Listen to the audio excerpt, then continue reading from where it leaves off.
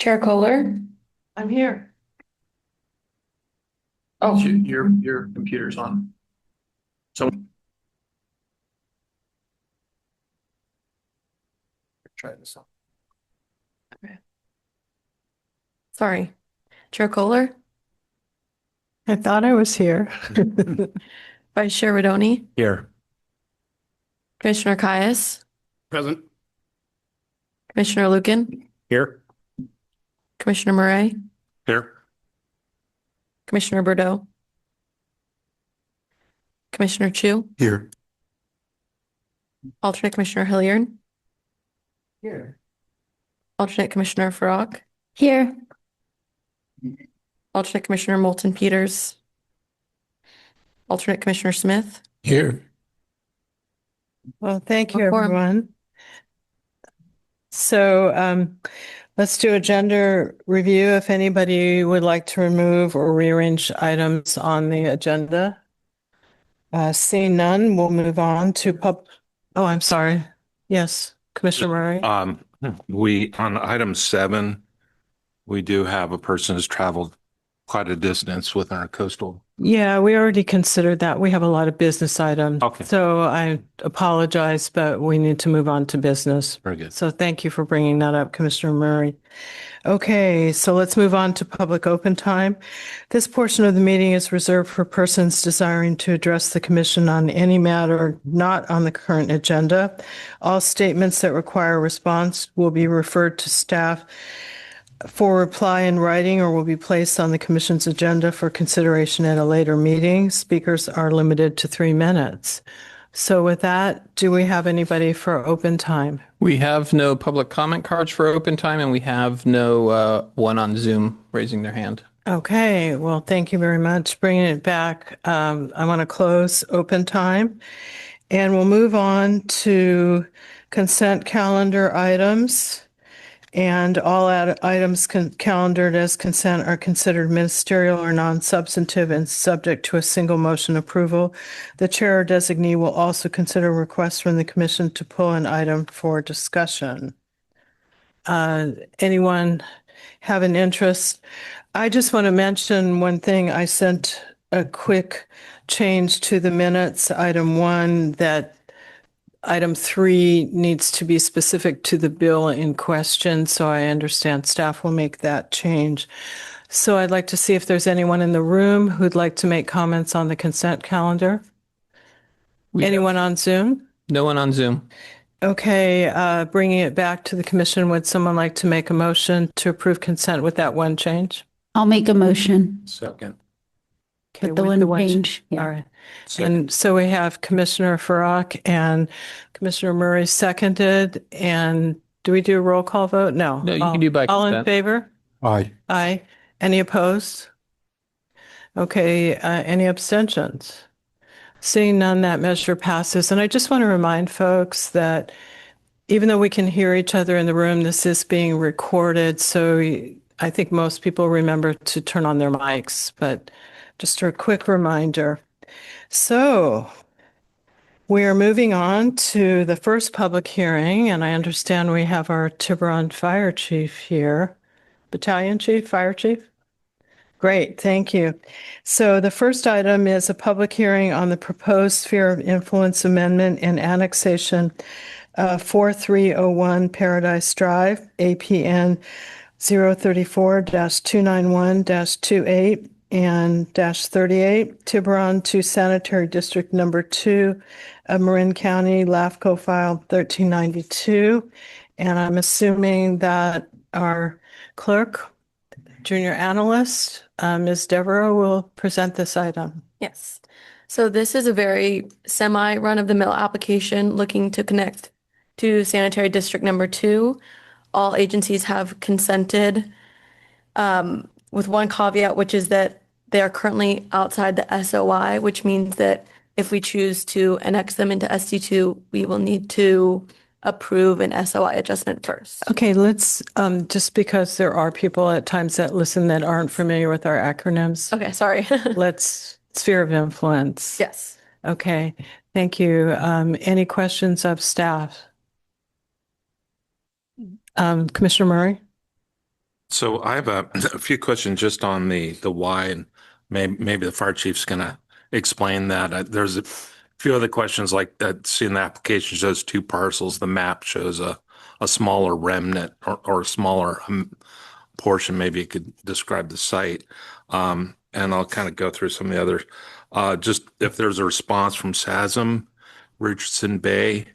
I know you mentioned that there's no negative, but the comments were supportive or neutral. And the other question was on if there's any property tax exchange. And then I wasn't clear, it wasn't clear in the staff report what's actually on the property. It appears to be a firehouse, but what the purpose, so again, the why and the purpose of. Before we call on the applicant, I just want to remind you that the map makes it clear it's the firehouse, but let's, first I want to ask, do staff any responses, or do we want to call on the applicant? So this parcel is being transferred from Richardson Bay to Tiburon Sanitary District 2 because the parcel would need to go uphill to get to Richardson Bay, and it goes downhill to Sand 2. And Richardson Bay, as I understand it, is supportive of doing this. They understand the need. They basically have a firehouse there now, and they're tearing down and rebuilding that firehouse. So that's the purpose of doing this.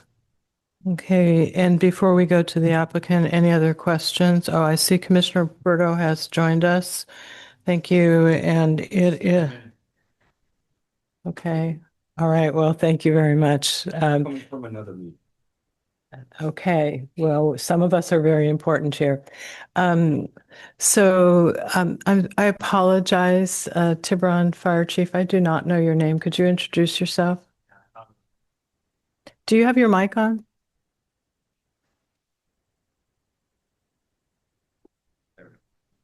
There we go.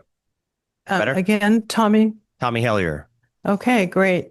So Commissioner Murray, did you have specific questions for the applicant that weren't answered by staff? Just actually on the staff, the property tax exchange, is there an application for that or consideration? It's a government parcel, so there's zero value, so you don't need a property tax exchange agreement. Okay, very good. Thank you. Okay, and I want to open the public hearing. I neglected to do that. Would you like to make a couple of comments at all? I mean, I would just echo what they said. It's pretty straightforward. We've been pumping, since the beginning of the fire station in 1960 up over a hill. And so now that we're scraping and redoing a fire station, it makes more sense. It's essentially, 6 feet from the property and it would flow right into Corte Madera. Okay, great. Let's see, is there anyone in the room that has, oh, I'm sorry. Just to follow up on something that Craig asked, I didn't hear it answered. There's another small parcel. Is there a reason why that's being included or not? I saw it on the map, a little parcel that's Both below. parcels are owned by the fire district and are a part of it. So to make the map more cohesive and not Swiss cheesy, we included that second parcel, that sliver parcel that's a part of it. Okay, thanks. Thank you. So with that, is there anyone in the room who'd like to make comments on this application? Seeing none, is there anyone on Zoom? No hands raised on Zoom. I'm bringing it back and closing the public hearing. So remember, folks, if you're going to make the motion, there's two parts to this. So rather than me interject my wonderful friendly amendments, let's go one by one. Correct. So would somebody like to make the first motion? I'll move we approve resolution 25-18, amending the sphere of influence of the sanitary district number 2 of Marin County and include 4301 Paradise Drive in that sphere. Okay, would somebody like to? Second. Okay, all in favor? Aye. Aye.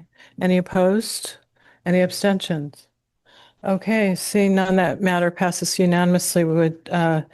Vice Chair, would you like to make the second motion? Okay, well, we can trade. I'll move to approve resolution 2519, amending 4301 Paradise Drive, APN 03429128 and 38, Tiburon to Sanitary District number 2, Marin County, with waiver of notice, hearing and protest proceedings and find the action exempt from CEQA pursuant to CEQA guidelines section 15319. Okay, great. Would somebody like to second that motion? Second. Okay, I think we had Commissioner Murray and Commissioner Chu beat you by a half a second. All in favor? Aye. Aye. Any opposed? Any abstentions? Seeing none, that matter passes unanimously. We are moving. Okay. And of note, we actually burned the fire station today, so it was kind of exciting. Yeah, very appropriate. Okay, Thank you very much. great. Thank you so much. Well, I think now we've got the next public hearing, and this is a public hearing on the, do folks have things they're talking about? Okay. We're having a public hearing on the proposed sphere of influence amendment and annexation of 280 Mesa Drive, APN 188170-53, Bolinas to Bolinas Community Public Utility District, LAFCO file 1393. And I believe, Claire, this is your item again? Yes, thank you. So this is also a relatively straightforward annexation into Bolinas Community Public Utility District to be provided water services. But in a similar fashion to the last application, they aren't in the SOI and You mean sphere of sphere of influence? influence, sorry. Okay. And that will need to come first. They've purchased water rights, and Bolinas Community Public Utility District has heard the application on their end and passed a resolution in support. Okay, well, I want to open the public hearing, but I want to ask, are there any questions of staff? Commissioner Murray? So I have a question. The applicant may be able to answer. as well. Let's direct questions to staff, but go ahead with your question. Okay, and then- let's see if staff has this. So in the application, it talks about the 20 Oak Road having 2 permitted dwellings and long-term tenants. And I'm sorry, that's the site it's going to. 20 Oak is one home, I guess it's being demolished due to its location in the shoreline. And then the meter will be going from 1 dwelling to 2 dwellings in a 2-acre farm. I know that, the water impacts in Bolinas are very important, as stated in the staff report. But just wondering if there's a level consideration with the Bolinas Utility District there in regards to the amount of usage, and that's important for many factors, including rates.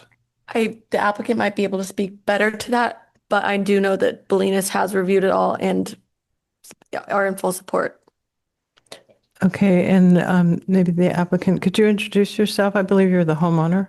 Yes. Hi, my name is Layla Monroe. And to that question on the water use, the meter is limited to 225 gallons per day.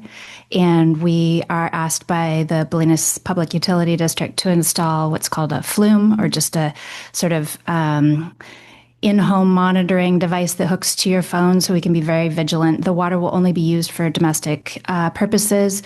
The 2 acres that we do have in production, we water only with water from our 2 ag ponds. So there won't be any issue with excessive use. Okay, any other questions of the applicant or staff? Okay, like to see if there's anyone in the room who'd like to thank you very much. Would like to comment on this item? Anyone on Zoom? We have no hands raised on Zoom. Okay, bringing it back, I'm closing the public hearing, and would somebody like to make a motion? Just a reminder, we have to do 2 again, so. I'll move the approval of resolution 25-20, amending the sphere of influence of the Bolinas Community Public Utility District to include 280 Mesa Road. Second. Okay, and all in favor, it's Mesa Drive, all in favor? Aye. Aye. Any Aye. opposed? Any abstentions? Seeing none, that matter passes unanimously. And so we need the second. Who would like to do the second motion? I'll move resolution 25-21, approving the annexation of 280 Mesa Drive, Bolinas to Bolinas Community Public Utility District with waiver of notice, hearing, and protest proceedings, and finding the action exempt from CEQA pursuant to CEQA guidelines, section 15319. Would somebody All right, so that was Commissioner Lucan, seconded by Commissioner Murray. All in favor? Aye. Aye. Any opposed? Any abstentions? Okay, seeing none, that matter passes unanimously. Thank you very much for coming. Thank you so much. Really appreciate it. Thank you. Okay, well, we are moving now on to the presentation of the San Rafael Area Municipal Service Review and Sphere of Influence Update Public Draft. And a reminder, this is a hearing for the commission to review and make recommendations. The hearing will be continued to the next meeting, which is in October. So I believe that is It'll be me. Aaron. Okay, Thank you, Chair. So this evening, we have the first, it's a little close, the first MSR in our updated round. I think we're fine as long as we're a ways away. Okay. Appreciate you. So we have the first MSR in our new round of MSRs that we have just begun with the San Rafael Area Municipal Service Review and Sphere of Influence update.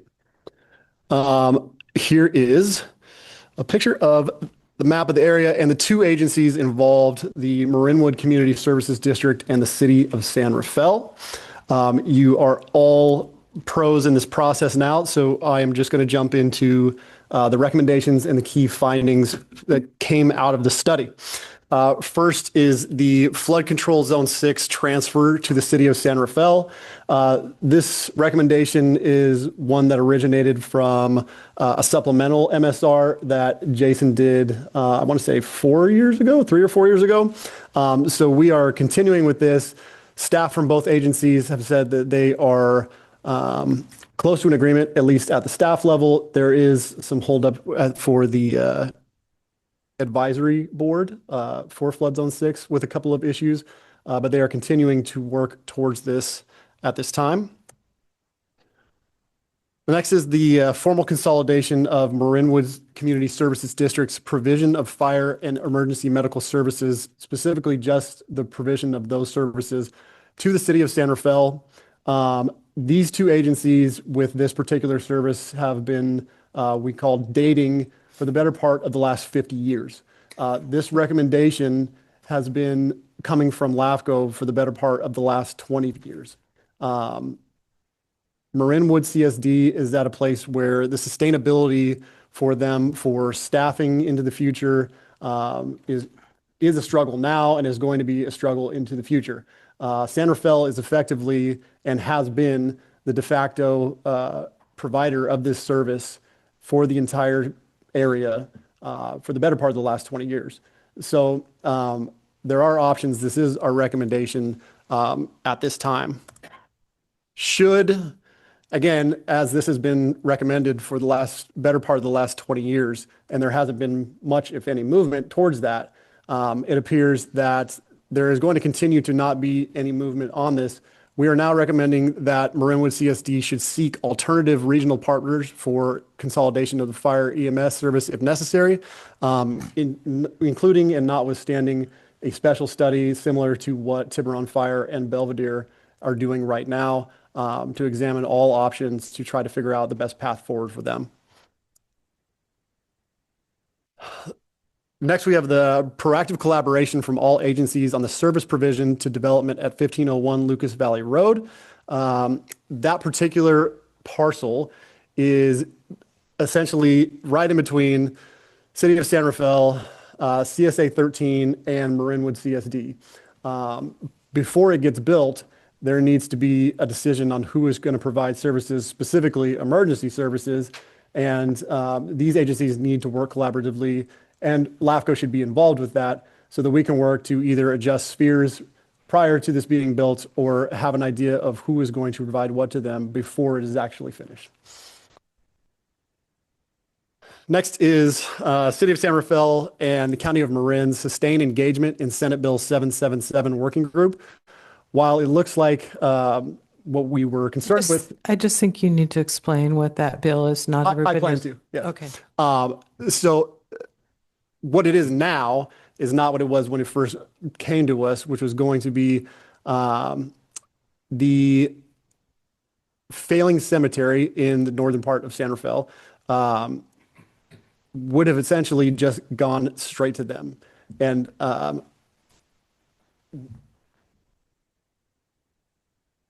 it has been adjusted multiple times, and I want to really praise Cal LAFCo in their proactiveness in working towards this, as well as the County of Marin, who provided lead testimony towards this, is now just looking to have all parties form a working group and essentially figure out what we need to do with this moving forward.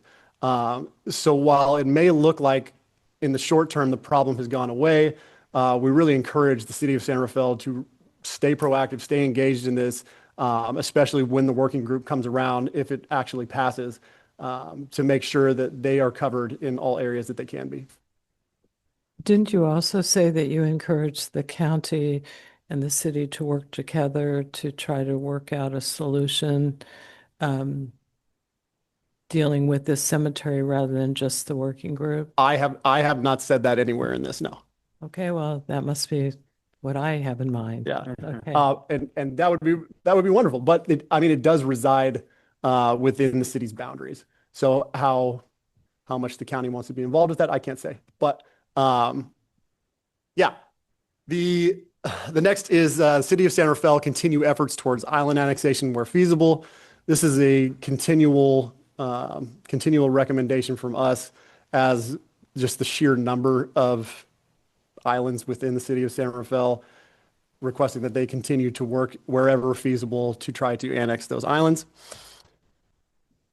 And the collaborative effort between Marin LAFCo, the city of San Rafael, and town of San Anselmo on split parcel boundary confirmations through the project, the topology GIS project that I was working with county staff.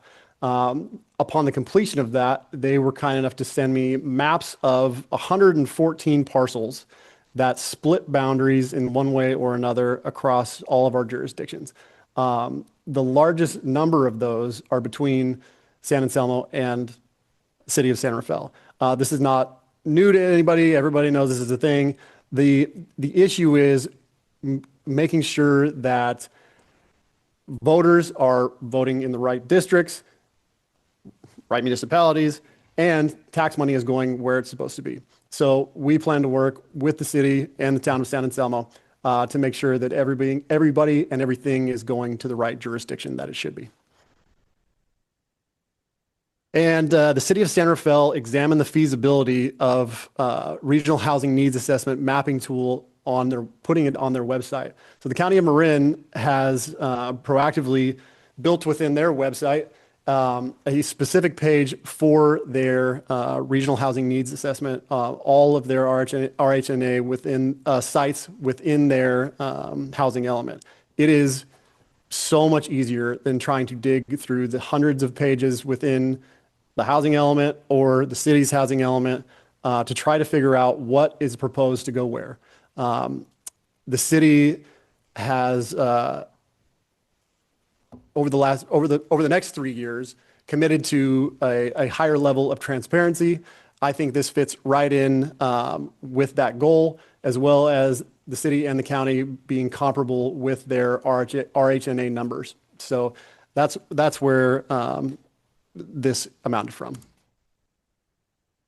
Public comment time is ongoing right now. It closes at the end of the day on Friday, September 12th. We have received comments from 2 commissioners and some minor language edits from the director at Marinwood CSD. All the comments and our responses and edits are tracked and will be included for your approval at the final draft approval. And with that, any questions or feedback from members of the committee? Yeah, I need to apologize to Jaren. I changed the date of comments being back. It's Monday, September 15th. Because of some delays in getting the MSR out due to remediation, we couldn't put it out on the day I originally thought we were. And so Jaren was on vacation, so I moved it to Monday, September 15th. I forgot to tell you that, Jaren. All right. Thank you for that. Questions or comments for staff? Commissioner Murray? So, Jaren, thank you. I have quite a few comments. I'll just formulate them written style and forward them to you between now and the next meeting. But on the SB 777, I thought the county had shifted Mount Tam Cemetery over to the city, so it's actually within city jurisdiction. Well, it's not a matter of the county shifting it. The city actually annexed that whole area like a better part of 10 years ago. So it is within the city's jurisdiction. It is, okay. Yeah, just you're mentioning county involvement. It seems like. I think I mentioned that, not Oh, him. okay. It's the working group. And then on the split parcels between Santa Fe and Santa, I'm sorry, Jason, you have something on that? Yeah, I was going to say the way public cemetery districts work, it may be within the city's jurisdiction, but my understanding is, and it's a very rudimentary understanding, is the board to a public cemetery district gets appointed by the board of supervisors. So they're also technically involved in the process. I did some reading into it. So depending on what type of cemetery district it is, the board of supervisors may be involved whether they like it or not. And so we want to make sure all this is taken care of through this legislation. Okay, understand. Thank you. On the split parcel between Santa Fe and Selmo, is that physically split or service splits or maybe a combination? The boundary of those two municipalities runs directly between a number of parcels. Strictly the boundary line. Yeah, okay, thanks. Other questions of staff or comments? I have a few that I've already sent, but I'm going to bring them up here. So, on the first one that deals with your first recommendation, flood zone 6, it seems to me that I see we're ready to assist, but it really seems like there's some potential delays going on that are unnecessary. It seems pretty simple to me to have the city formally create a designated restricted account in their budget to put the money into to take on flood zone 6. And I think there's some interaction with the county needing to do a tax exchange agreement. Is that correct? Yes, it's my understanding, and this, so for the record, this item will never come to LAFCo. This is not a LAFCO approved process that we're going on, but we're still willing to help them do that. It is my understanding that the county has not yet agreed to a tax exchange agreement, and the city has not yet agreed to do a advisory board like the flood district currently has. And so those two issues are why the advisory board is opposing it. And then you got to figure out how to resolve those other two issues. I think if we resolve those other two issues in a way that the advisory board likes, they would be in support, and then hopefully the process moves forward. So we need the county to figure out a tax exchange agreement, and we need the city to agree to do an advisory board. And that's kind of where the hang up is right now. But it seemed to me in reading the MSR, a lot of the concerns was that the money needs to be dedicated to flood zone 6, so it won't be used for some other purpose. That would be, my hope would be that if the city sees that they're getting the money, that they would agree to do the advisory board, because then they have the money to pay for it. I think the cities right now, if they don't get the money, it's an extra cost for them to run an advisory board, which is why they haven't agreed to do that yet. So I think it's a get the money transfer agreement in place, and I think the rest of it hopefully falls in line after that. And when we do this MSR, is it possible to send pieces to specific agencies rather than, I mean, the whole thing is 80 pages. Most people aren't going to read it. Can we send pieces so that they're aware that we are recommending that they move forward in this direction? I believe they are aware, but we can double check to I make mean, sure. from what I can tell, this was an old recommendation from 5 years ago. So it hasn't moved in 5 years. And even though it's not our specific area, it sure seems like part of what we do is government efficiency. Yeah, no, I know the city is aware of it because we sent it to them. I know the flood district is aware of it because we sent it to them as well. So they're aware of what's in the report. But the county isn't, because Well, they need to do the property tax. The county and the flood district are the same staff. Oh, okay. The flood district is really the board of supervisors wearing a different hat. So county staff handles all those things. So I specifically say flood district in this case because it is technically them working as flood district staff and not as county staff to make this happen. But they are basically one and the same. Okay, well, 5 years has passed. Will there be another 5 years? I agree with you. Okay, so then my next one deals with the formal consolidation of Marinwood Community Services District into the City of San Rafael's Fire District.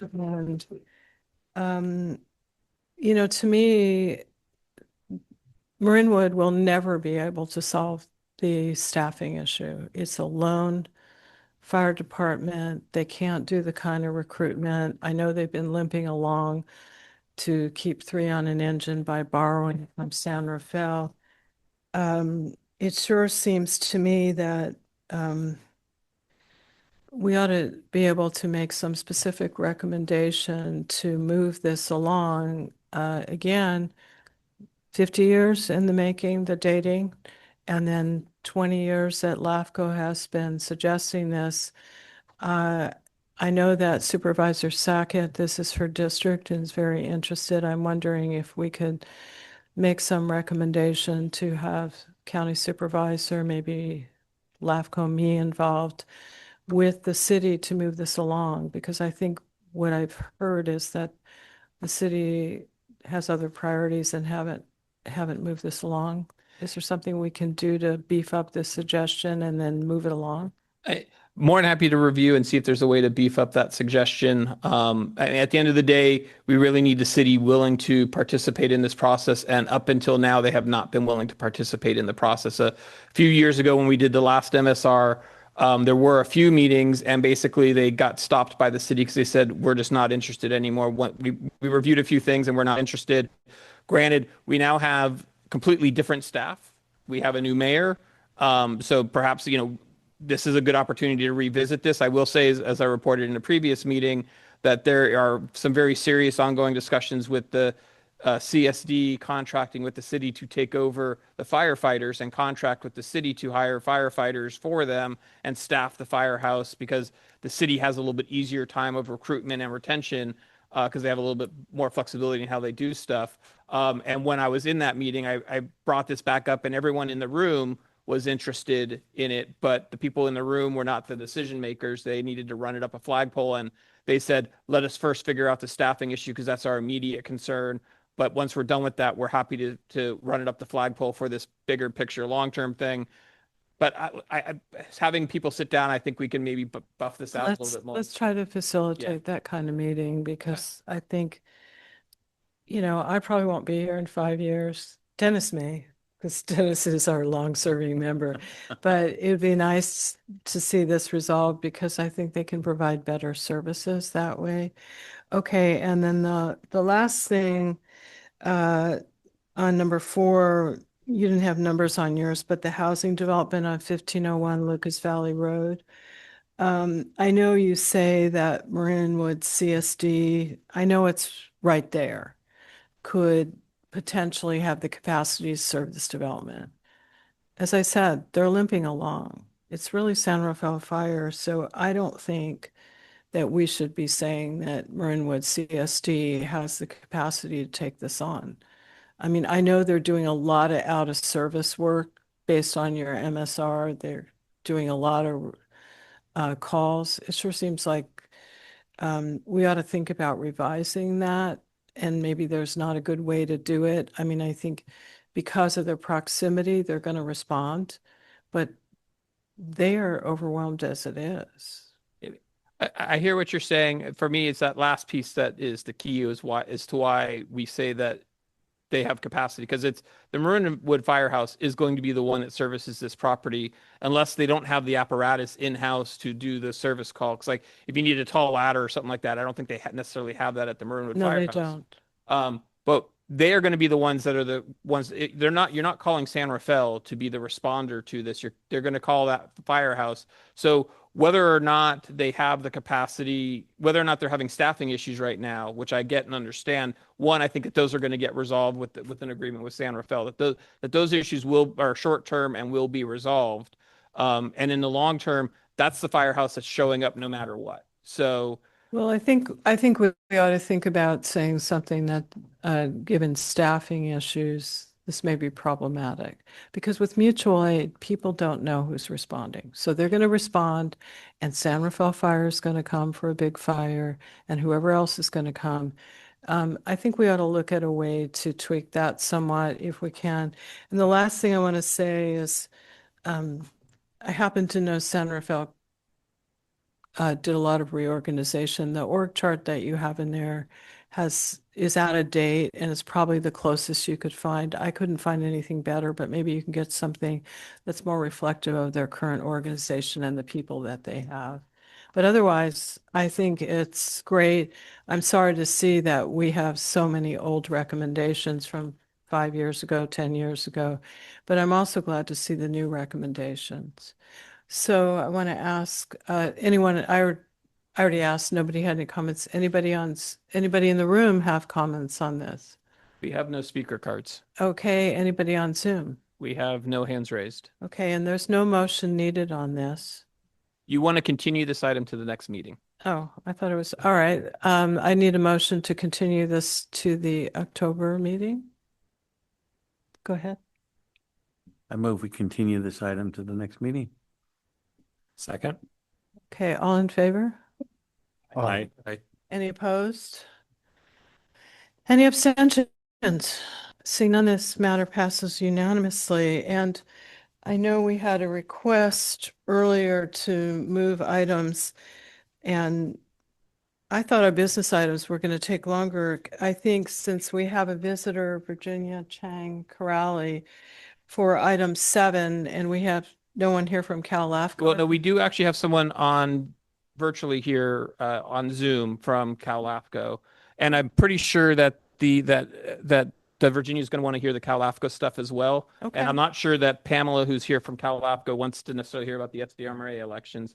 So maybe we keep the order the way it is. Okay, well, let's.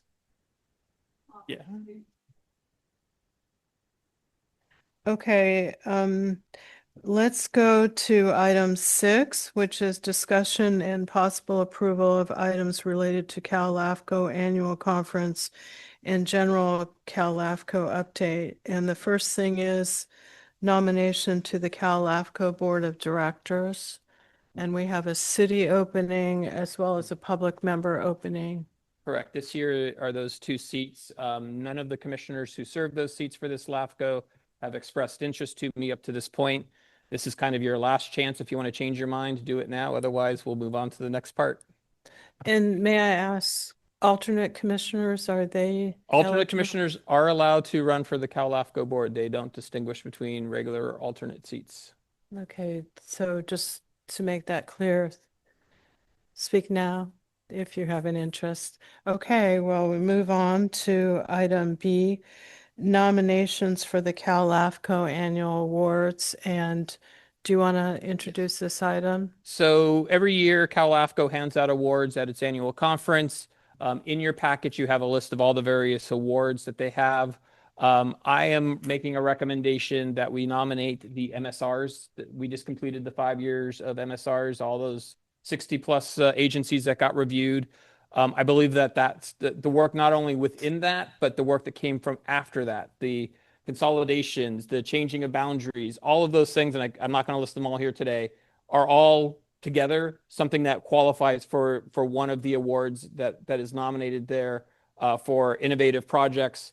And so I would highly recommend that we take that and we make an attempt for that. Jaron and I can draft, and if anyone wants to help with the drafting of it, we can include a commissioner in there, can draft the award stuff and send it in before the deadline. This is our only meeting that we will have to nominate before the nomination period ends. So if you're going to make a decision on what to nominate, it has to be done tonight. And I'm not going to go over any of the other items until we complete each one on the list. Just a question. I think if you were going to add that, didn't we also decide on doing further streamlining of secondary MSRs? I don't think we did that on this one, but I think we had a retreat when Sashi was still the chair talking about developing a more streamlined approach to doing MSRs. That's what this last round was that Okay, streamlined. 80 pages was very streamlined. Considering that the prior one to me being here was 400 pages, I would say yes. Okay, I love that. All right. So do people have questions of staff on this item?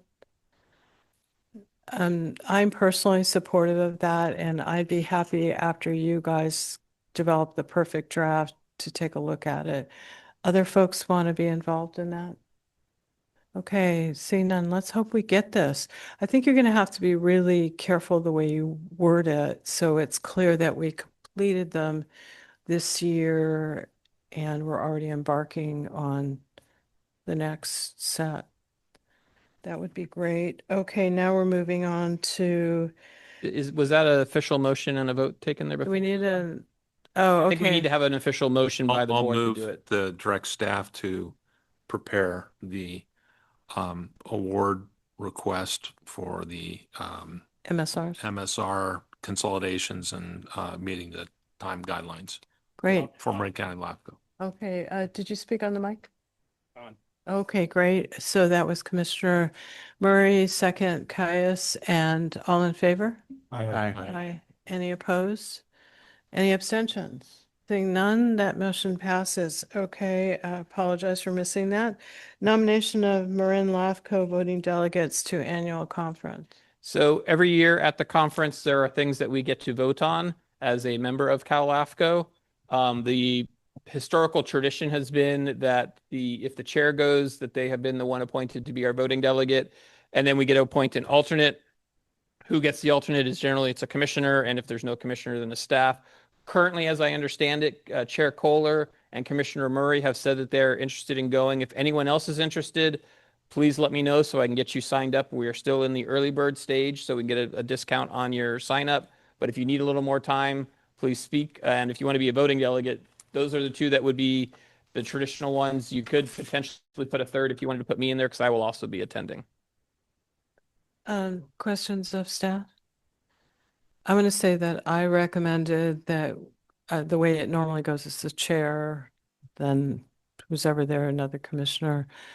And I recommended, obviously, I'm the chair, and then Commissioner Murray would be second. But if we can have a third, because if we remember what happened that meeting where I went to the restroom for a minute and came back, we want to make sure, seriously, it was a minute. And so if we can squeeze a third on, that would be great. Do we need a motion to Chair that? Kohler, We need a I'd motion. recommend that of the third voting member be our executive Right. officer, Freed, Great. as suggested. So that's my Great. motion. All Or right. second to your motion, if that's your motion. All right. I first, second, thank you. All in favor? Aye. Aye. Any opposed? Any abstentions? Okay, that matter passes unanimously. Next item, Cal LAFCO update, and I believe we had Pamela Miller on Zoom, and thank you for joining us, Pamela. I inadvertently thought you might be here in person, but we're glad to see you on Zoom. Thank you. I'm happy to be here. I'm here to just answer any questions that you might have. I'll turn it over to Jason to make the presentation that he has prepared for you. Yeah, so Okay, as always, my presentations are short and sweet. You have in your packet a rather lengthy report that Pamela did about what her recommendations are for changes. All of those recommendations got approved, if I'm not mistaken, by the board of directors for various actions that need to be occurring over the next few months through October of 2026, hopefully when everything gets finalized. So I will leave that there. I'm going to leave it to just the Pamela discussion. I will have a couple of other Cal LAFCO things. before you do that, after you maybe hit some of the highlights, because I read it all, but I don't think everyone had an opportunity to do so. So let's hear kind of the highlights of the changes. I'm going to actually yield, since we have Pamela here, if she's okay with it, I'm going to yield to her to go over all the items because she knows them a lot better than I do. And So Pamela, I would just ask you to hit the big ticket items versus some of the detailed items, if you don't mind.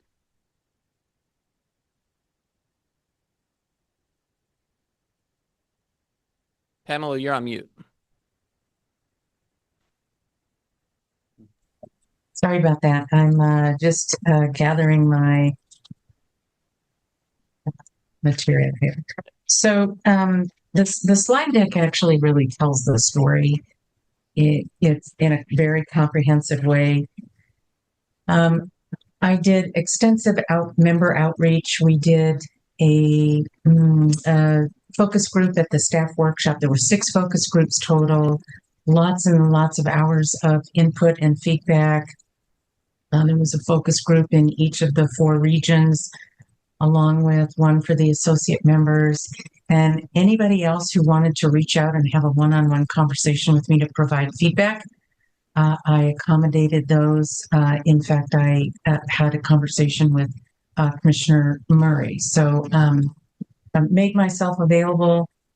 And there was also the online cultural assessment. Tremendous amount of data was received. So I analyzed all of it, pulled out themes. And there were some consistent themes across the board in places and areas that Cal LAFCo really needed to focus on to really sort of turn the ship around, if you will. So from that, I developed a host of new policies to help with board governance, to improve the board's governance, to put some accountability and responsibility in place where it might not have existed, to enhance accountability, enhance authority where it had been diminished over the last few years. So all new policies and some adjusted existing policies in response to overwhelming membership data. Additionally, in February, the board had approved recommending certain bylaws changes to the membership in October. And my recommendations not only supported that, but also strengthened it. And there were a couple of other areas where the bylaws needed to be strengthened and changed. And so the board had approved those as well. We developed a 6 to 9 month action plan coming out of the March board retreat, and it's big. There is a lot of work that needs to be done, and it continues to grow. And I'm very happy to say that the transition team and the board, with the support of the regional officers and the LAFCo members, we are making great progress in that 6 to 9 month action plan. A big piece of that culminates in October at the annual business meeting, so I'm very happy to hear that you will be there. And the work continues because there is still a lot more to do. My first comprehensive review was on the infrastructure that supports the other structures. So policies, procedures, those kinds of things was the first focus. The next phase will be on the regional structure.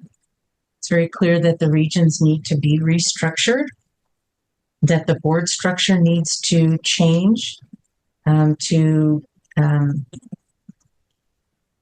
grow. The current structure is worked well when it was put in place in 08-09, and we've outgrown it. Cal LAFCo's outgrown it. So the focus is now going to be on a reorganization of the regional structure, along with the board structure and existing policies and procedures that, of course, need to be changed to support those big changes, and also look at the dues. So lots of work done, lots of work still to do. The goal is to get all of this done between now and February. There'll be a mid-year special membership meeting to consider and adopt the remaining bylaws changes that need to be made, so that by October of 2026, all of the changes will have been implemented. Okay, so just a couple of things that jumped out at me, and maybe I read them wrong. It looked like that changing the board governance, as you talked about, seemed to me that instead of having LAFCo commissioners on the board, you would have executive officers. And So maybe I read it incorrectly, maybe you considered a combo, but I want to say I was involved in CAPCOA for many years, which is over the 35 air districts in the state. They've never had members leave, and it's always been the executive officers who run that board. And so one of the things I worry about, if it's a combination, and obviously I wasn't part of the discussions, that you're going to have too many people on the board and it might, group dynamics are kind of difficult if the idea is some EOs, some regional officers. So is that something you've thought about? So the governance changes that have occurred right now are all only within the board's authority to change. They do not have authority to change the bylaws. That's only the authority of the membership. But So I think what- what I read is that you wanted to do that with the bylaws, no? So the change that's occurring, that's before the membership in October with respect to the bylaws is at the request of a vast majority of the member LAFCos, which is to have the regional officers, the 4 regional officers, become voting members of the board. So they would, in essence, that would increase the board size to 20. The intent is, based on all the feedback that I've received, and the next phase of these changes is that my recommendation is going to be that the board structure change so that commissioners remain eligible to be elected to the board, and that executive officers are also eligible to be elected to the board. Part of that will be, right now, commissioners are elected by seat type, if you will, so city, county, district, and public. Those would be changed to at large. So would not matter what seat type a commissioner had, they would be eligible to be elected. The regional structure as it is today, and it gets a little complicated. The regional structure as it is today, there's 4 regions, and each region has 4 seats on the board, 1 of each seat type. When the regions are redrawn, I fully expect that there are more than 4 regions. That I don't know what the magic number is, but there will likely be more regions, and there will likely be less board members, going from 4 board members elected per region down to, I don't know what the number is, but let's just say 2 per region. So if there were, let's say, 9 regions as opposed to 4, and there were 2 board members per region, and I'm just making stuff up right now, so don't quote me on any of this, right? The goal is to redo the regions, reduce the number of board members per region so that the board stays a manageable size. 20 is pushing it a little bit, so that the board stays a manageable size and that it's a mixture between policymakers and the expert practitioners, the commissioners Thank and you. the executive officers. Something to think about with a large board, it becomes very staff-driven. And part of the issue with that is you're not going to have a lot of staff in Cal LAFCo. So just something to think about, and I'll see you at the conference, but thank you for all your hard work. It looked like a lot. And one thing I just want to add is Pamela is correct. Technically, there would be 20 seats, but for the next year plus, because the southern region has shrunk in size, they're actually going to leave two of their seats vacant. So instead of there being 20 voting members, there's actually only really going to be 18 because the southern region isn't going to get fully. So we're not really increasing the board by putting the regional offices in.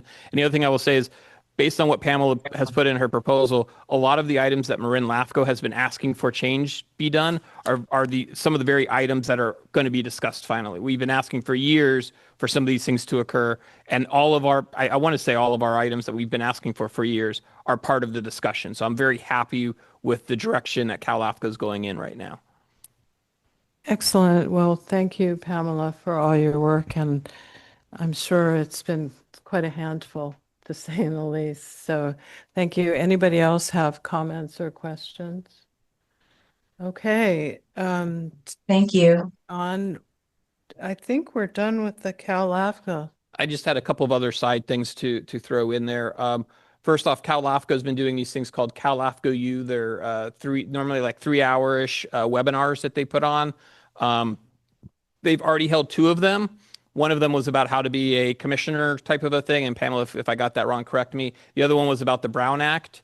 Both of those, if you log into your account on Cal LAFCo, you can now watch them. They are now, you can now stream them, the recording of it. And there will be one more of those this year in September, September 19th, about GIS and mapping stuff. So if you want to have a better understanding of all the stuff Jaren's been doing, because I know it can go like that very quickly, you can sign up for that one. They have not put out the sign up sheet yet for that, but when they do, I will forward it out to all of you to sign up for. And I believe that some of the commissioners may need help with LAFCO sign-on. I think I have one, but I don't think new folks have them. And I remember when I first did it, staff helped. Everyone now should have one. If you don't, please let me know, but everyone should have an account.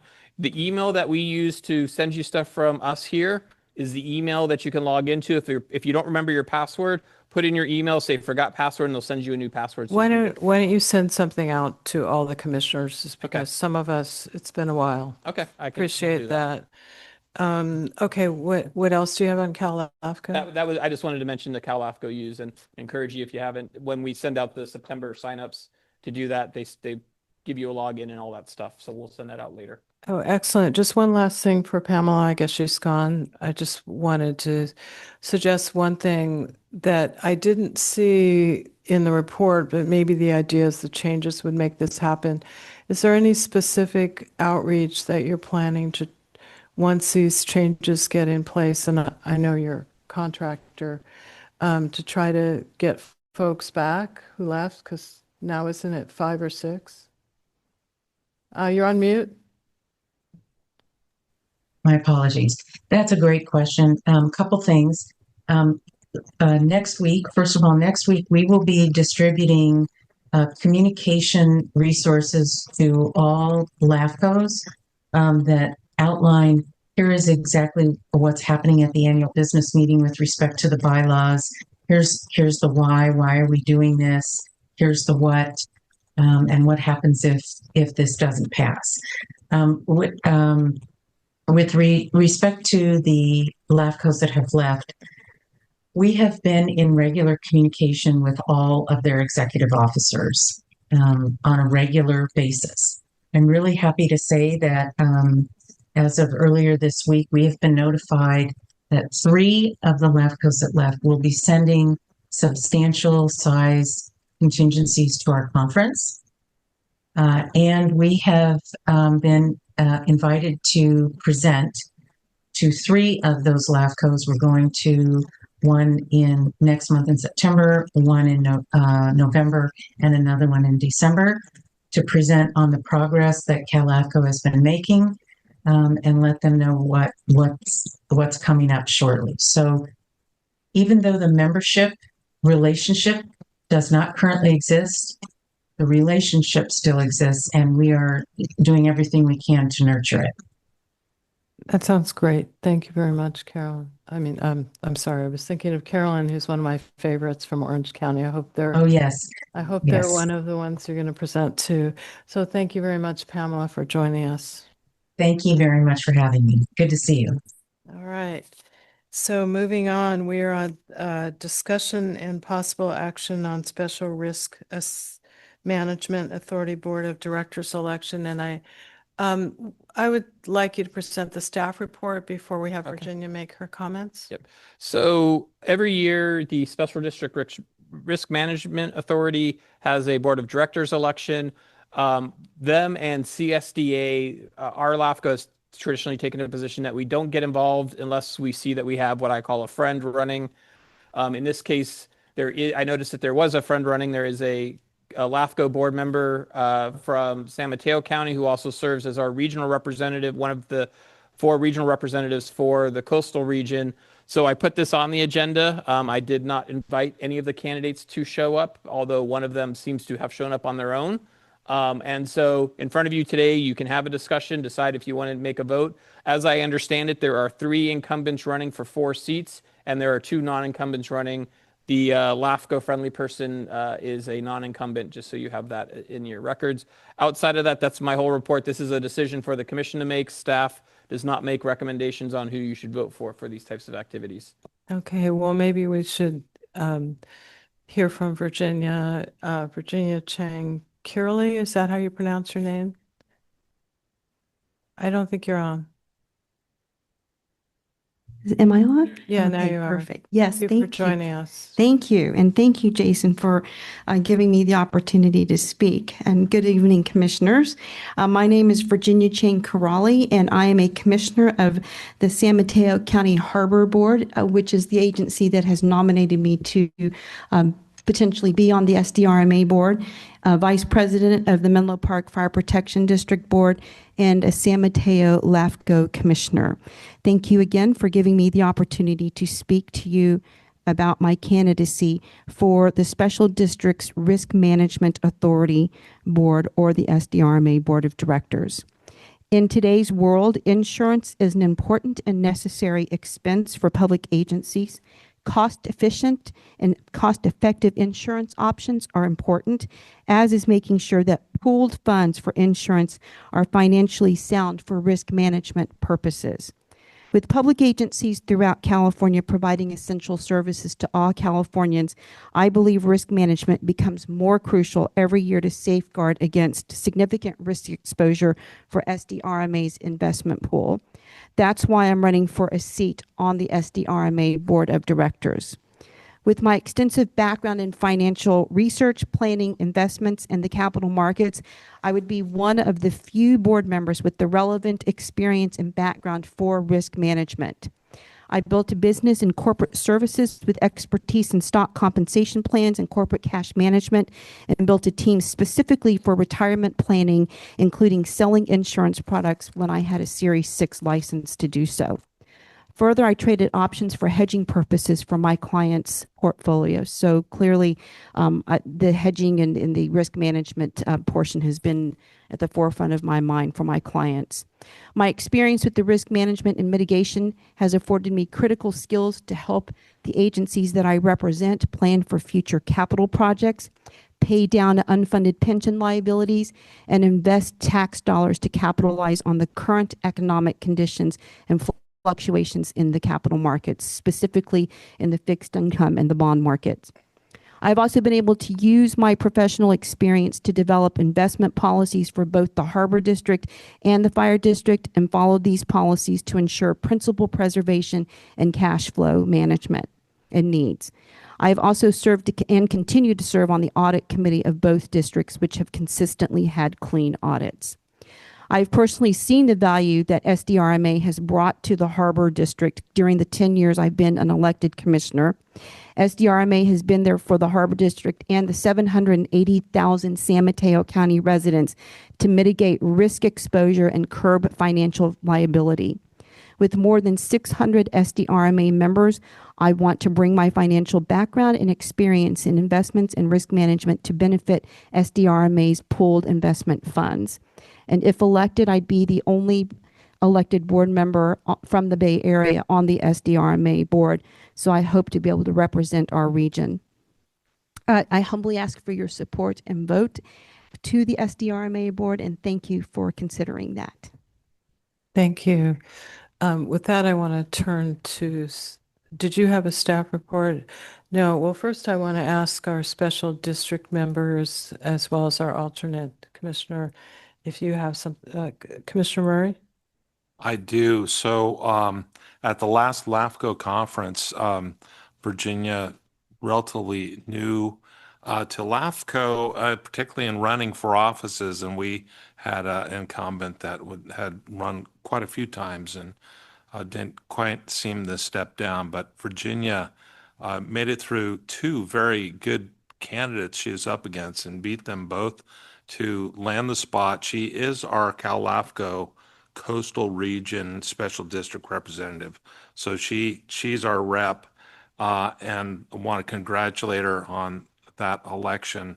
I think if you looked at her candidate statements and the way it was prepared and presented, certainly presents the level of work and the amount of work and background you have.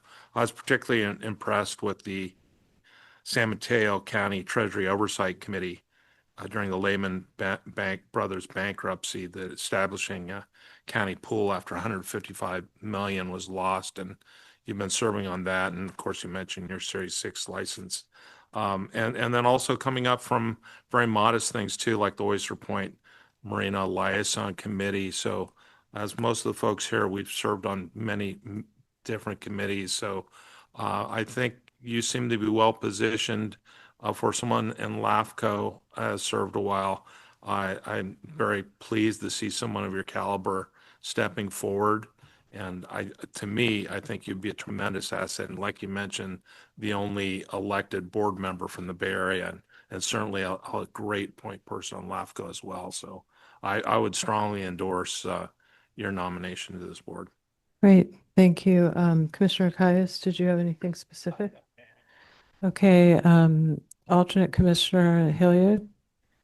It just sounds like you're eminently qualified, so I would also support you. Thank you. Thank you. Thank you. Other commissioners, Commissioner Berto? Yeah. Sure. Thank you. Am I allowed to ask Virginia a question? You can. Oh, okay. So that's Larry's fault.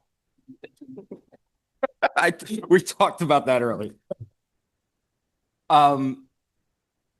So what compels somebody to apply for this seat that most people have no idea exists? I mean, until I read the staff report, I didn't know that this was a thing. And so what compels you to, what compelled you to step up and run for the seat? So that's a great question. And it's one that I asked before I applied, to be honest with you. But, you know, I feel very comfortable in this world, having been a financial professional for my entire professional career, right? At some of the leading investment firms in the country, and from research to stock compensation plans to trading fixed income securities in the middle markets, bond market, and also running an equity, a syndicate desk for new issues like IPOs for some of our middle markets fixed income clients. And so I just felt like, given the fact that I'd heard, because I've talked to a lot of agencies, and they know that they must have insurance. And I just think that with my background, for me, I would want to be able to help protect that principle that's there. And because all of the SDRMA members who can vote, and there are about 600, over 600 right now, contribute to that. And the markets have been quite frankly topsy-turvy when you've got an inverted, I'm going to kind of get a little technical, inverted yield curve, so that the short-term rates are higher. And I actually saw that with my two agencies. So we made significant changes so we were able to take advantage of the short-term rate. So I would like to add to that, add experience to that board, which I honestly don't think that some of the board members have that relevant experience. Like I said, there, from what I can see,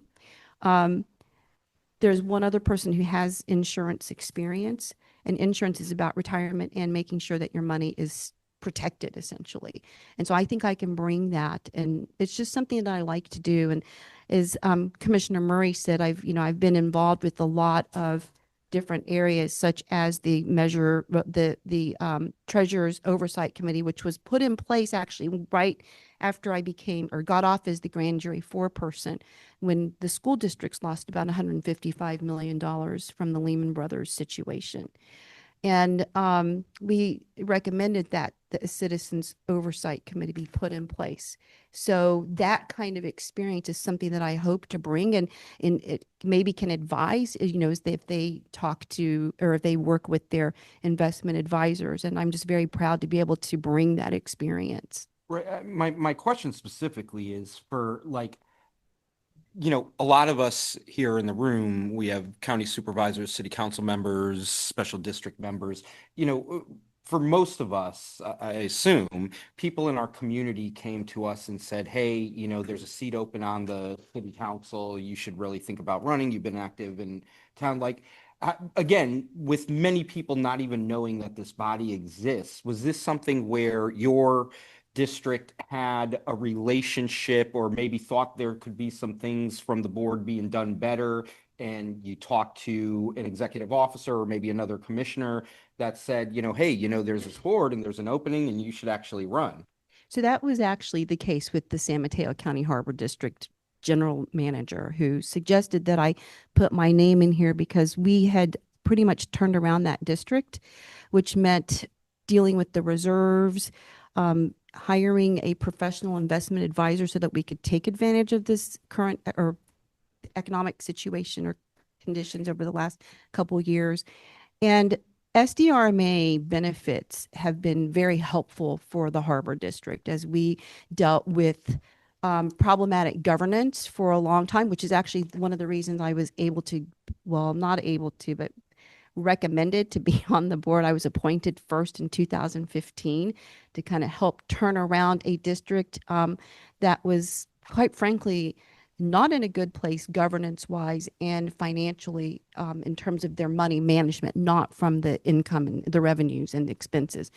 But the governance piece was fraught. And so I helped turn that around. And so I think that there was a lot of confidence from the board and from the general manager to say, okay, with your background, and we're a member, and we want to make sure that these benefits still exist, and maybe build up more members so that there's an economy of scale in some ways for SDRMA in the investment pool and I think I just want to interrupt. Okay. I think we can see your incredible enthusiasm. I had another question. We do need to wrap this up, so go ahead. It's a question for staff. But Okay. Okay, Thank you, Virginia. And I would agree, your qualifications are beyond reproach, and appreciate you coming out. Jason, my question for you is, is this a situation where we as a board get one vote, We or get, could have one vote? I should say? we can vote up to for 4 different people because there are 4 seats. Right, so right. we- But as a body, it's not like every commissioner. No, it's one Yeah, no, vote. it's 1 vote from the whole commission. So historically, and it sounds like, from the staff report, we've always kind of stayed out of this, but in this situation, is this something where we would authorize a board member or the executive officer to vote in this election? What you would do is you would make a motion, have a vote on it, and staff would fill out the paperwork and send it in on the commission's behalf. Thank you. That's all my Okay. questions. Great. I just want to say I went through all the applications, and Virginia's very much stood out, having incredible background. And thank you, Commissioner Murray, and thank you, Commissioner Berto. I'm just going to give my recommendations for who I believe the 4 we should vote for is Robert Housley, Steve Rutages. Both of them have financial backgrounds, and Mike Schaefer, who has in private insurance background, I think would be good members. The one person I didn't feel put much effort into it, and he may have a great background, but it wasn't there, was Thomas Wright. And I think Virginia with these other 3 really, I think would serve well. And I think it's time for LAFCo to weigh in on this. We have special district members, and risk management is really important. So I think it's a good group. So I'm wondering if other folks like those recommendations, and maybe we do a motion if we like that. I don't know enough about the other candidates. I appreciate Virginia coming out here. And Well, I can you don't certainly, have to vote on all if we, I mean, I would support a vote for Virginia. I would defer to, I don't know, Craig, you sound like you know a lot about the other, or just about the board and the candidates or any of the other special district members here. So I know Virginia just from a LAFCO conference running, and respect also her background and her interest to serve and particularly represent us. And I think it's very direct qualified candidate within our region. So this is very good news. And as far as the other candidates, I'm fine with our chair nomination. So the applications are here as raw as they are. So I'm okay with the 4 that would you be interested in moving those 4? I would move or second your motion. Okay, well, I made the motion. It would be Virginia, Robert Housley, Stephen Rutages, Mike Schaefer would be our 4 that we would vote for. I'll second that. Thank you. All in favor? Aye. Any opposed? Any abstentions? Okay, well, Virginia, Thank thank you you. for coming, Thank you for giving me the opportunity to speak to y'all. and good luck Yes. making it down to your next meeting. No, I'm going to probably stay and chat for a little bit before I see everyone at the Cal LAFCo conference. Great, Thank thank you. you. Eric, can I make a recommendation? That if we do this again, that we look to our member agencies to see who they're supporting and get some input from them prior to us taking any action? Happy to try and do that. The problem with SJRMA is I don't know who is actually member agencies of that because it's who you get your insurance from. And I Right. just don't know what agencies actually get Send insurance. an from email them. to all our And members. I'm happy to do that in the Yeah. future. Well, it may be something that if Virginia is elected, she can assist with. Yeah. As our member on the coastal region as it exists right now. So good suggestion. Thank you. So moving on to item 8, which is discussion in response to civil grand jury report. Okay, so I'm going to start off with some basic comments first, and I can get into the weeds of it, of the document itself. First and foremost, this is your response. I gave a draft in the thing, but at the end of the day, it is the commission's response that is needed, not my personal opinion. I did my best to try and be neutral in this. Second is this time, the last time we did a response to the grand jury was in 2018. It was just after I had first started.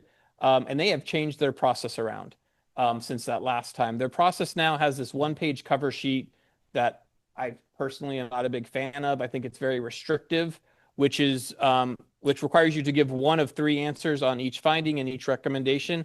And if Mala can correct me if I'm wrong on any of this, we are responding to the actual finding and the actual recommendations themselves, not to the 80-page report.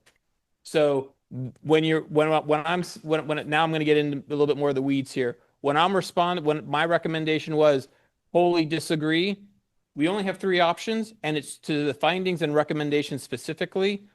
One group of the findings and recommendations is about MSRs, and the report got state government code completely wrong. There is no requirement in state government code that we do an MSR every 5 years, and it's a mandatory requirement. And you can read my explanation in there. I think that's the easier of the two for the group to hopefully do. And I go into a little more detail than your traditional response would be. I know that a lot of times you do like a 2-3 sentence or maybe a full paragraph response, and that's all you do. I went in a little bit more into the weeds on for both of the main topics, mainly because as I understand it, while the last year's grand jury is now done, there's a new grand jury that is just starting and getting underway. The grand juries tend to look at previous reports, and it may not be that this grand jury looks at the last year's report and does something on it, but a report 5 or 6 years down the road may come back and look at this grand jury report and make comments. So I wanted to make sure that there was a clear understanding of how MSRs work, so that in the future, hopefully a future grand jury doesn't repeat the mistake that last year's grand jury made. And so that is why I go into that level of detail in there to help explain that, so that way a future grand jury hopefully understands the MSR process better. The other item, and the one that probably is going to need a little bit more discussion on, is the website. I was very frustrated, I will be very blunt on this, with how they did that report. They had several errors of their own in the report, and I gave a little bit of a full-throated discussion of that in my response. If the commission wishes to scale that back, I understand. But when looking at the actual finding 3, I wholly disagree with that. I do not think that that is an accurate statement to be making about how we maintain and how we do our website. I think Claire, who takes the lead on this, does an excellent job. I'm not going to claim we are perfect in it. We are a 3-person staff with way more information on our website than we are required to have on it. And so with that, if you want, I can get into more details of the website stuff. I put it in the response. I hope all of you have read that. So I want to save it, just looking at the time. Don't want to get into the weeds of it unless you have questions on it itself. Okay, questions for staff? Commissioner Murray? Thank you, Jason, our executive officer. My general question is, it seems like a grand jury, first of all, it's great we have a grand jury that to review things, to make things, move things and make things better. And we've always thought it was grand jury and LAFCo that are kind of touted as the watchdogs. No one else is kind of watching the shop. So So I appreciate the efforts they do, volunteers, they serve and put in their time and work on things. And like anyone else, there's mistakes or information is not exactly correct. So my question is, and maybe we could request this from future grand juries, is that their draft of the report is provided back to agencies involved, particularly LAFCo, so kind of correct things before it goes out to the public on behalf of the grand jury. To me, that would be good to do and then not have to spend too much time kind of chasing around what's accurate or not. Notwithstanding that, I think the website is a valuable location, but perhaps not necessarily something that LAFCO staff has to chase down, but an opportunity and a platform where those districts could place information if that is feasible. And wanted to check with you and Claire if that's something we could do or perhaps is happening now. So first off, on them giving us a report, they are, and Mala, correct me if I'm wrong on this, I believe they're required to do it, and they did send us a report. The problem is they sent us a report, I want to say it was either 2 or 3 days prior to them releasing it.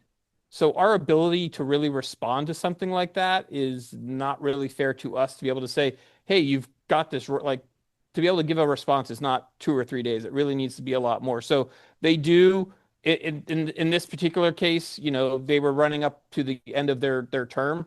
We got it at the very end of June is when they issued it, and we got it a few days before that. I personally did not actually get the copy. I believe it was our chair that received the copy. And I believe I sent it to Yeah, you no, right away. my comment is they sent it to the chair and not to me to be able to even do it. So technically speaking, at that point in the process, there's just not enough time to really do that response. But I do agree with you. It would have been nice had they sent it and given me more time to review it. I could have said, hey, your MSR section is, where are you getting this from? Because it's not correct.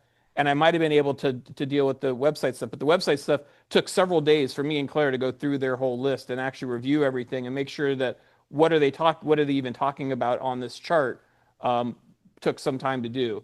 And like I said, I take keeping our website up to date very seriously. It's just a matter of staff time to do it is very hard.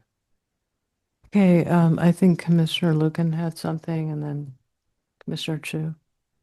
Yeah, just a question that I wanted to understand from the grand jury report under the website, assessment of Marin LAFCo's website. The grand jury report says state law does not require Marin LAFCo to host a website, but then it goes on to say because we have one, therefore the information should be up to date. Is that there's no requirement for us to have a website? We fall into the strange section of state government code. Special districts need to have one. Cities need to have one. County, I believe, needs to have one. We got lost in that translation. When you actually look at state government code for website requirements, we never get mentioned. So technically, no, we don't need to have a website. We do one, and we do our best to maintain it. And like I said, I think the problem part of the problem I have is they were doing a review of our website while we were doing our own review. So they were catching some of these errors that occurred from last November's election, and we had not had a chance yet to update. We were in the process of updating. We have a process in January and February where we are doing that. And I think that was probably the same time frame that they were looking at the website themselves and saying, well, wait, you haven't updated from this previous election yet. And they're like, well, yeah, it just happened. We're in the process of doing that. Okay, no, I was just curious. And I haven't looked at LAFCO websites all across the state, but I think we're doing a pretty good thing by putting all this information out there and trying to be as transparent as we are. And I imagine if you were to look at any public agency's website, including the County of Marin, you would find some broken links and some outdated information. But maybe we find a way to thank the grand jury for doing all of that quality assurance for us. I just that was interesting. I wanted to call that out. Yeah. Great. Thank you. Thank you, Commissioner Chu. Yeah, is this Is your mic on? yeah, it's on. Is this just for staff questions or do you want comments on one? Go ahead and do the whole Okay. ball of wax. All right. Yeah, the executive officer and I had an extensive conversation about this, and I was reflecting back on my experience with several other grand juries, including being asked about it. To the comment about could you have changed it? We asked for some changes once that were clearly erroneous, and they said, well, a judge has already signed off on this, so we're not going to be able to change anything anyway. I don't know if that's true or not, but where I'm going with this is that I appreciate Jason's efforts in writing this much level of detail, but I think we respond the way he did with checking the box, which is don't agree, and that we tell why. But I don't particularly feel an obligation that this agency has to educate a future grand jury on what we do, because they're going to have their own series of questions, and each one has its own characteristics and personalities. Because we've tried to do that before also, and it's like, well, didn't we go through this before? Yeah, I mean, we've all sort of, so the grand jury is a one-year stint. People do the best they can, and we all have seen things, and I don't agree that there's really a different process. I've been doing this stuff for 12, 13 years on the Fairfax Council, and we all see things that we don't love and that are erroneous.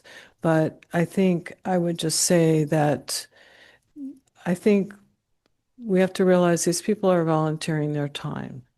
And I also think, just for example, finding F3, you say in your response, LAFCo disagrees with this finding in part. You don't say wholly. And so I think F3 should be disagree partially with the findings numbered F3, disagree wholly with F5, and the recommendations number 6 and 7 won't be implemented. But I also think we need to think about the way this is worded. I mean, I think it doesn't matter that you have a 3-person shop. We don't have very many people in Fairfax either, and it's not like everybody is sitting there writing these responses. I think we have to be as respectful as possible. And yeah, some of the grand juries look back on the big ticket items that were in some of the big reports. They don't look back on every report. And so they may take up a report from a few years ago and do a take on it, or actually a review of it. So I'd like us to be a little less confrontational in our responses. I think some of them, assuming they're going to look back and we're teaching them, they all make mistakes just like we do. So I'd like to see if we could, change that one finding, because we say we agree in part. So let's not say wholly, where we say we agree in part, and just the facts, man. Like, where do we disagree, why we disagree, what we're doing, if we can fix something. But I mean, I just was really unhappy in reading, the way that it looks like we're upset with them. We all get upset with them. But this is part of correcting the record, and this will stay with the report. And we also want it to look like we appreciate their service and that they did make some mistakes. And so let's correct those. Commissioner Berto? Yeah, I mean, I, for one, in reading the explanations to F3 and F5, I may have been a little more concise, but I found it really educational for myself to kind of go through those. My question, Jason, is did they reach out to you to ask about this? I deal with grand jury reports in my day job all the time. And for the departments that I represent, being their spokesperson, I'm usually the one that winds up talking with the grand jury. So if they're doing something about, whatever department it is, I'm going to review the findings, meet with the director and the staff and go over everything, craft the responses. But prior to their report, while they're doing their investigation, they'll reach out and say, hey, can we have an interview with some people? And myself and some others will do that. Did that happen here? Sorry, checking with Mala on something here. In Contra Costa County, I was recently interviewed by the grand jury and I signed an oath, but it allowed me to speak about it after the grand jury report was final. Things are a little different with Marin's grand jury. And so the oath that is provided doesn't allow for discussion even after the report is final. Even to say if you were interviewed or not? I mean, I've been interviewed by the grand jury. I mean, I that's don't remember. I don't. Okay. I think the oaths should be broad enough, as I mentioned, as Okay. in other counties, but the oath that was provided was very well. specific. Then let me just say, then I would, and maybe this violates that, but in the response, I would, if you were interviewed, say, or if you weren't interviewed, say, had had our agency had the opportunity to provide comment during this, review or investigation, whatever, that's one thing I would add in there.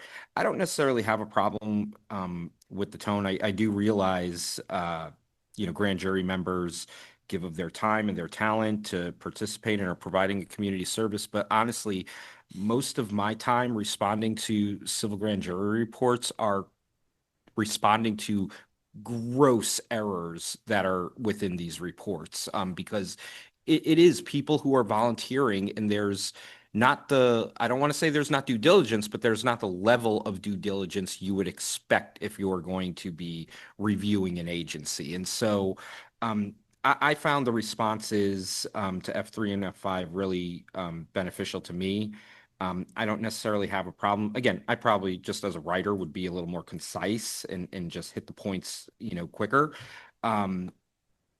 But I appreciate the work you've put into this, and certainly, as I've been reviewing our website, over the last year or whatever, I actually am impressed by the level of detail and information we have on it for a LAFCo. We have the information about our meetings, the agendas, the packets, and that's basic stuff, but the MSRs are on there. It's more information than I would have expected coming in. So appreciate the work of staff on that, and appreciate all the work that's been put into, making sure that there's a thorough response here. Okay, so just if we're good with the responses, other than I would make the one change to F3, just saying partially disagree, because that's what we say in our response. I would agree with that. Okay, so if we're good with the grand jury response in general with that one change, does somebody want to make a motion for that? So moved. Is your mic on? It is. Okay, are you going to blame Larry for that? Do we No, want- he got himself out of it by Abdicated? giving me my own mic, but I Okay. could still blame Larry though. Okay, and who wants to second? Yeah, second. Okay, all in favor? My God, Larry. Aye. Aye. Aye. Aye. Any opposed? Any abstention? Okay, seeing none, that matter passes unanimously. And now we're on to the bullet items that better go really quick because my timing is just really off. Today was a long meeting, so I will go very quickly. In front of you, you have the budget updates for last fiscal year and the short bit of time we've been in this fiscal year to while we have not closed the books yet for next year. I know Chair Kohler, you have been wanting to know how much we're going to be putting in the legal reserve. If things don't change based on what we have now, and I don't think they will, we should be putting $15,476.29 into that reserve. That'll be the first year we contribute. Our goal is to get that up to 50,000 over the next few years, but that'll be the first chunk of change that gets put in there once Elisa has closed out our books. Otherwise, we are on budget. As I mentioned, there's one line item that we went over budget, and that was because of the GIS update, but I gave you more information at the last meeting about that.